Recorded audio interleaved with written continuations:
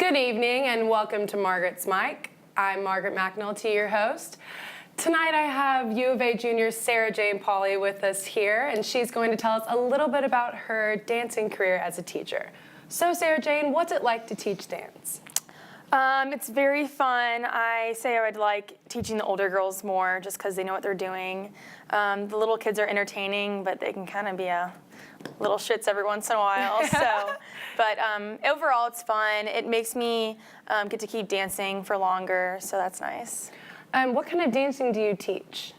I teach pretty much every genre. I teach ballet, tap, jazz, lyrical, contemporary, and then I do technique training. Do you ever teach one-on-ones with, say, the younger or the older girls? Not specifically having like one-on-ones, but in class, like I'll pull one aside if they're kind of struggling and tell everyone else to keep working, and then I'll work with them.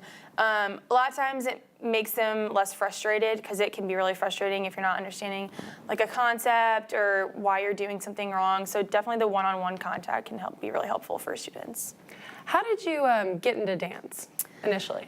Pretty much I've been dancing out of my mom's womb since day one. So I would put on little performances when I was little, and I would put on costumes that my mom would buy. And whenever we had guests over, I would perform for them since I was like 6. And my mom was like, okay, I got to put her in the dance studio. And I was pretty much a slave to dance all growing up. I'd come home from school, pack a lunch, or pack a dinner, and then go straight to the dance studio, and then come home at like 10, eat a second dinner, start my homework at like 10:30, and then go to bed and do it all over again the next day.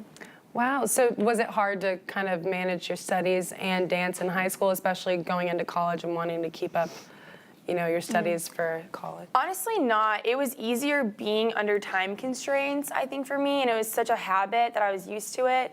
Definitely coming to college and not doing dance as often as I did, when I had to start working out in other ways, and having like ample time kind of stressed me out in the beginning. So I just it was a learning process for sure. Yeah.